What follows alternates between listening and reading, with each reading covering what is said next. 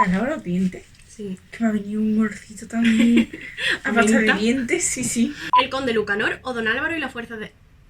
El conde Lucanor o Don Álvaro y que no es I. Pero el Quijote es un libro muy bueno. Yo me he leído por gusto y me ha gustado mucho. Mira, pues serás la única. Y el señor Darcy. Puedo decirle que les den like, os suscribáis y No. Y dices tú. Y déjame Que por aquí. no. 48.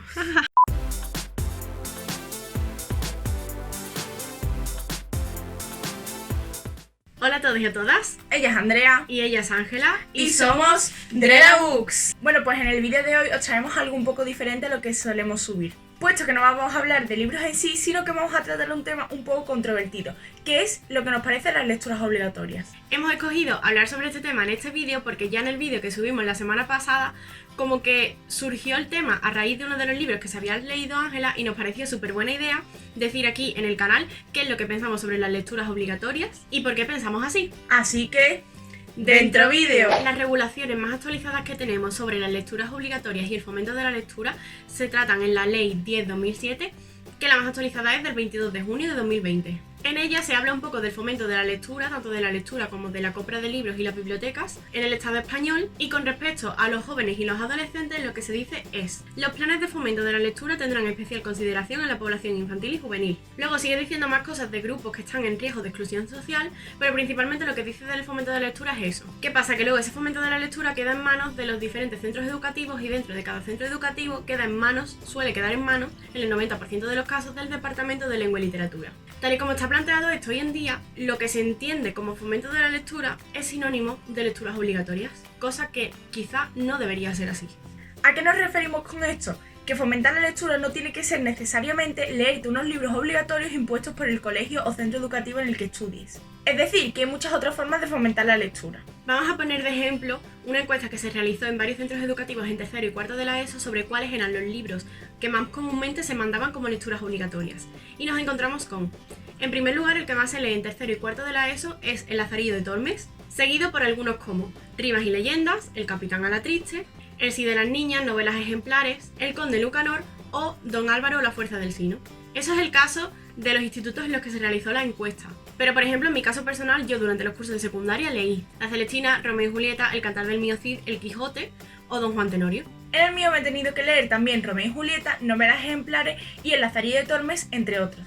Por no hablar de que en cuarto de primaria me tuve que leer La Odisea y en quinto El Quijote, que obviamente fueron versiones adaptadas, pero eso no quita que tú con 10-11 años no tengas la capacidad intelectual para ser capaz de comprender El Quijote. ¿Cuál es el problema de todo esto? Que se prima mucho antes el valor intelectual del libro y el hecho de que pertenezca al folclore español, y se nos olvidan los valores que pueden transmitir los libros y que a los alumnos les debería interesar lo que están leyendo. ¿Qué pasa? Que a un alumno de 13-14 años obviamente no le va a interesar una mierda lo que le pase al Lazarillo de Tormes con su amo ciego. Es que no le interesa. Porque como comprenderéis, una persona de 15 años tiene otros problemas que no es ser esclavo de alguien, entonces obviamente no se va a sentir identificado con lo que el Lazarillo de Tormes nos cuenta. Entonces, por un lado tenemos el problema de que no se tienen en consideración los intereses de los alumnos, cosa que siempre se tiene que tener en consideración, porque los intereses de los alumnos es la base fundamental sobre la que se debería sentar cualquier conocimiento. Entonces, si no se tiene en consideración los intereses que ellos tengan, no les va a interesar, valga la redundancia, el libro que les mandes para leerse. Otro problema: la evaluación. Es decir, que te tengan que hacer un examen que lleva nota y que es necesario para aprobar sobre un libro que te has leído obligado y que ni siquiera te ha gustado. Que a lo mejor el problema no es tanto que no le haya gustado el libro del que va a hacer el examen, sino el problema es el examen en sí. Porque parece que hoy en día el único método que existe para evaluar es un examen. Es que no. Tú, incluso de un libro que te haya gustado, un examen no va a evaluar lo que a ti te haya hecho sentir, o lo que tú te hayas identificado con el libro, o lo que te haya gustado, porque para empezar, los exámenes de los libros de las lecturas obligatorias, os digo cómo son. Son con preguntas específicas que si no te has leído el libro la semana de antes, como mucho, no las sabes. Porque son detalles, te preguntan por detalles como para demostrar que te lo has leído. En vez de mandar, yo qué sé, hacer un trabajo, una reseña, un algo que demuestre que te lo has leído porque te ha llegado, pero en el que no tengas que mostrar detalles porque es así. O sea, yo 2 semanas después de haberme leído un libro, ya se me empiezan a olvidar las cosas. Y si tú a mí me preguntas qué se bebió Pedro, en la página 30, pues obviamente no me acuerdo. Sin embargo, sí me acuerdo de lo que me ha enseñado ese libro y de por qué me ha gustado. Si os habéis fijado, estamos hablando, por lo menos yo, de todo esto como de forma muy profesional, o lo intento al menos, porque, a ver, yo no soy profesora de secundaria, yo no estudio filología inglesa, ni hispánica, ni nada, como para dar lengua y literatura en secundaria, ¿vale? Pero yo he estudiado magisterio de primaria, yo soy profesora y yo he dado muchísimas cosas sobre la evaluación, he dado muchísimas cosas de literatura, que no estoy hablando del tema sin conocimiento de causa, y soy una lectora. Quiero decir, que no esté fundamentando lo que estoy diciendo, es que lo estoy diciendo con razón, porque es lo que yo pienso y lo que siempre he pensado sobre las lecturas obligatorias. De hecho, por eso he dicho antes que hay más métodos para evaluar que no son los exámenes y que son mucho más efectivos, y por eso he dicho antes que lo más importante para que los alumnos adquieran conocimiento es partir de sus intereses, porque yo lo sé porque yo soy profesora. Entonces, si no partimos de los intereses de los alumnos, jamás vamos a tener éxito fomentando la lectura, porque lecturas obligatorias, como ya hemos dicho, que pongan una lectura obligatoria no es sinónimo de que estén fomentando la lectura, porque de hecho están haciendo lo contrario. Según datos oficiales, el 31,1% de los españoles no lee nunca, y del porcentaje que lee, tan solo un 41,1% lo hace por ocio en su tiempo libre, es decir, porque de verdad disfruta la lectura. Porque hay también un porcentaje muy grande que lee por obligación o por trabajo. Con respecto a lo que acabo de decir, esto pasa porque cuando a niños de primaria les pones a leer la Odisea o el Quijote y les aburre y no les gusta y no se enganchan y no se identifican con nada, piensan que leer es así cuando realmente no lo es. Leer tiene que ser algo que te guste, que te llene, que haga que las horas se te pasen rapidísimo. ¿Qué pasa? Que los niños no piensan que sea así, porque los libros que se han leído en el colegio no les han gustado y les han hecho aburrirse. Por eso el 90% de la gente de mi clase, por ejemplo, no leía, porque se creía que leer era eso, cuando en realidad leer es mucho más divertido si de verdad te gusta y lo disfrutas. De hecho, voy a poner, por ejemplo, mi caso personal, porque yo cuando era niña no era una persona a la que le gustara leer. A mí no me gustaba leer, ¿vale? Yo las lecturas obligatorias las leía pues por eso, porque eran obligatorias. De vez en cuando había algún libro que a lo mejor me gustaba un poco más, pero dentro de que me obligaban a leerlo y decía, bueno, este por lo menos ha estado entretenido. Y ya. ¿Qué pasa? Que yo con 13 años odiaba leer. Es que lo odiaba, no me gustaba. Y entonces llegó el boom Crepúsculo. ¿Qué pasa? Que yo me vi la primera película de Crepúsculo y me flipó tantísimo, tantísimo, tantísimo, que ¿qué hice yo? Me compré el libro de Crepúsculo. Y me adentraba yo allá, por 2010, en un tocho de 500 y pico de páginas, sin que me gustara leer. ¿Qué hice? Me lo leí. ¿Qué pasó? Que me flipó tantísimo que entonces dije yo, o sea, leer es esto. Leer es esto. Conectar con la historia, enamorarte de los personajes, vivirlo al máximo. Y me leí la saga entera de Crepúsculo. El segundo libro, Luna Nueva, Eclipse y luego Amanecer, que tenía 800 y pico de páginas. Pero yo me lo leí como en 2 semanas o una cosa así. Flipé tantísimo y quedé tan embelesada con la lectura que a partir de entonces he seguido leyendo. Y aunque haya habido años que apenas he leído, bien por agobios de la universidad o por trabajo y demás, pero siempre he continuado leyendo y a día de hoy amo la lectura y tengo muchísimos libros que me encantan por eso, porque yo disfruto leyendo. Si yo no hubiera descubierto Crepúsculo de forma extraescolar, probablemente hoy en día no leería, o no leería tanto como leo, porque yo me enamoré de la lectura gracias a los libros que decidí leer por mi cuenta, no a los que fomentaron que leyera en el colegio. Todo esto que estamos hablando me recuerda muchísimo a una frase que, si soy sincera, no sé quién la escribió, pero que dice que si no te gusta leer es porque de verdad no has descubierto un libro que te enganche. Y esto es completamente cierto. Todos hemos tenido un libro que nos ha enganchado muchísimo y que nos ha hecho decir, así que esto de verdad es leer, así que es entretenido. No es una cosa aburridísima, no es una cosa que tengas que hacer por obligación, es algo que disfrutas. Y yo creo que eso es cierto. Yo creo que todos en algún punto, tarde o temprano, descubrimos un libro que nos enganche y que de verdad nos llena el corazón, que nos hace darnos cuenta de que leer es algo que puedes disfrutar y que puedes hacer sin ninguna clase de obligación. Es que eso es así. De repente descubres un libro que tú dices, joder, es que esto es lo que yo estaba buscando cuando leía, no en la Zarillo de Tormes. Eso, no la Odisea. ¿Qué pasa también con esto? Que no solo causa que los alumnos no lean al final, sino que estamos perdiendo realmente una oportunidad de oro, que es fomentar de verdad la lectura en adolescentes y en niños en el caso de primaria. Pero es que no es solo que no consigamos el objetivo, sino que estamos perdiendo la oportunidad de verdad fomentar la lectura y hacer que a esas personas les guste leer. Y además de educarles a través de la lectura, porque a través de los libros que leemos se aprende muchísimo. Y cada persona conecta con un libro diferente y cada persona es distinta. Lo que no se puede pretender tampoco es que a los 30 alumnos que tengamos en la clase les guste el mismo libro, porque eso es imposible. Ahora, ¿por qué no pueden ellos mismos elegir qué libro se quieren leer? Porque a lo mejor hay uno que dice, ostras, pues este protagonista está viviendo una situación parecida a la que estoy viviendo yo, me interesa leer sobre esto. Mientras que hay otro que dice, ostras, esto es de un mundo de fantasía en el que existen, yo qué sé, los unicornios. Y dice, pues me interesa muchísimo desconectar de la realidad existiendo los unicornios. Pues es que cada persona es un mundo. Y a lo mejor de los unicornios conecta con la historia de los unicornios y el otro conecta con la historia que es parecida a la suya. Y no me voy a ir muy lejos y voy a poneros mi ejemplo personal. Yo con 14 años lo que necesitaba no era leerme El Lazarillo de Tormes, porque yo no me identificaba con el protagonista. Yo lo que necesitaba era leerme El Chico de las Estrellas, que era un libro que trataba sobre un chaval que estaba pasando por algo parecido a lo que yo estaba pasando.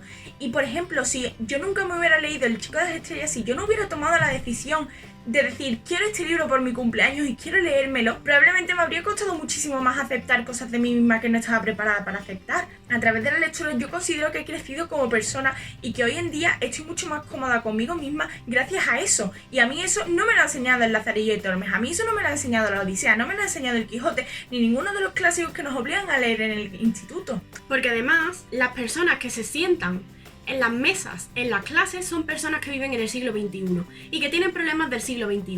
No tienen problemas de que su amo está ciego y le está quitando uvas. Exactamente. O no tienen problemas de que un señor se cree que es caballero. No tienen esos problemas, no entienden esos problemas porque tienen los suyos propios y porque necesitan conectar con historias que se parezcan a las suyas o en las que se traten temas que les puedan interesar. No les interesa una mierda el Cantar del Mío Cid.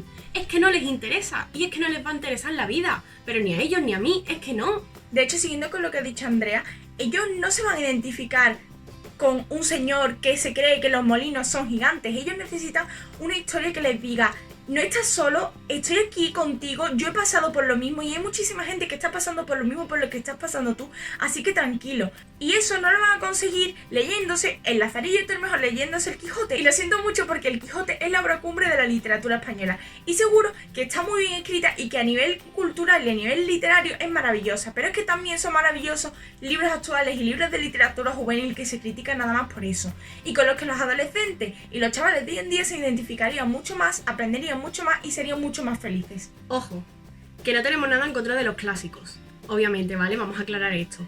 De hecho, sabemos que los clásicos, dependiendo de cuál y dependiendo del momento histórico, significaron mucho en el día en que se escribieron. Pero eso fue en el día en el que se escribieron. Y obviamente, por la importancia que tuvieron, me parece súper bien que en la asignatura de lengua y literatura se estudie. Ojo, se estudie la importancia que tuvo, no se lea, que es distinto. Porque me parece súper bien y me parece súper importante estudiar El Quijote o estudiar El Lazarillo de Tormes, que es importante porque lo es, pero no es lo mismo estudiarlo que leértelo. Entonces, obviamente, si a ti te interesa, si tú lo estudias y te interesa, por ejemplo, a mí me interesa Orgullo y Prejuicio y yo me he leído Orgullo y Prejuicio y Orgullo y Prejuicio es un clásico y obviamente la situación que viven Elizabeth Bennet y el señor Darcy no es la misma, obviamente, y no conecto en nada con la que se puede vivir hoy en día, lógicamente. Pero a mí me interesaba ese clásico y yo me lo he leído. Punto. Pero leértelo por gusto, porque a ti te apetece, porque tú lo estudias, te interesa y te lo lees. Vale, muy bien. No hagas a los alumnos leérselo por obligación, porque es que es inútil. Es inútil, porque en 2 semanas se le va a olvidar, porque es como si no se hubieran leído nada y porque es que no sirve para nada. Y también, retomando el tema que ha empezado mi hermana antes, la literatura juvenil.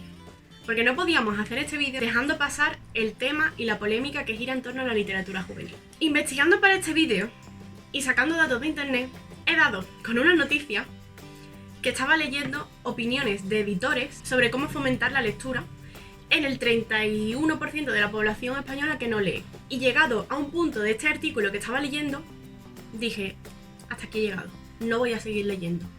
Porque dice, no voy a decir el nombre del editor, ¿vale? Porque me da igual, pero dice, no sé quién, editor de no sé qué, señala que depende mucho de las capacidades de lectura que se tuvieran. No es lo mismo ser capaz de leerte El Señor de los Anillos que La Historia Interminable, por ejemplo. Sigue hablando y dice, para adolescentes valdrían libros como no sé qué, no sé cuánto. Y añade, incluso las novelillas de escaso valor literario, pero muy entretenidas, tipo Los Juegos del Hambre, Crepúsculo, Divergente o El Juego de Ender, es decir, las novelillas de escaso valor literario, pero muy entretenidas. Eso es la definición de literatura juvenil para así de gente. Cosa que no entiendo y no comparto. Y Ángela tampoco. ¿Por qué la literatura juvenil tiene escaso valor literario? ¿Porque no usa un vocabulario aquí complejo que solo entiende un catedrático? Pues lo siento, pero es que la literatura tiene que ser para todo el mundo. Y a mí no me vale eso. A mí ese argumento no me vale. De hecho, parece curioso porque es lo del escaso valor literario y todo esto es siempre lo mismo. Es que se considera la literatura juvenil inferior. Y a mí todavía no me han dado un argumento válido que me explique por qué. El que no está escrito, como has dicho tú, en un vocabulario... Bueno, lo siento, señores, que estamos en el siglo XXI, no en el siglo XV. Y lo que necesitamos son libros juveniles, libros con los que la gente se puede identificar, libros que nos hagan de verdad aceptarnos a nosotros mismos y que nos hagan ser realistas y ser conscientes del mundo en el que vivimos. En resumen, que los libros de literatura juvenil se siguen considerando una basura. ¿Por qué? Pues no lo sé, porque realmente son mucho más educativos que otros libros antiguos. Evidentemente, dentro de la literatura juvenil hay de todo, como en todas partes, ¿vale? Pero de verdad, la literatura juvenil, no sé, ¿representa cuánto? ¿El 90% de la literatura que se consume hoy en día? Pero oye, que la literatura adulta es mejor. Perdona, 1% de la población. O sea, es que ese concepto sigue estando muy arraigado, el de que la literatura juvenil es basura, sirve para entretenerte y ya. Y no lo es que no lo es. Es que la literatura juvenil mueve el mundo y la literatura juvenil forma las mentes que van a estar en un futuro al mando del mundo. Bueno, pues esto ha sido todo por el vídeo de hoy. La verdad es que queríamos dejar constancia de nuestra opinión sobre las lecturas obligatorias porque ya salió en el tema, en el wrap-up que subimos en la semana pasada. Que os dejaremos por aquí. Y se nos ocurrió, se le ocurrió a Ángela, hacer este vídeo. Y aunque sea un poco distinto, espero que lo veáis, lo hayáis visto, lleguéis hasta aquí y que os haya gustado. Que por cierto, no lo habíamos mencionado hasta ahora, pero nos hemos abierto una cuenta de Instagram conjunta que os dejaremos el link aquí abajo en la descripción y donde nos podéis seguir si queréis ver más contenido sobre libros. Así que nada, esperamos que os haya gustado mucho, Que le deis like y os suscribáis y os dejaremos por aquí abajo nuestras redes sociales para que nos sigáis si os apetece. y nos vemos en el próximo vídeo. ¡Adiós!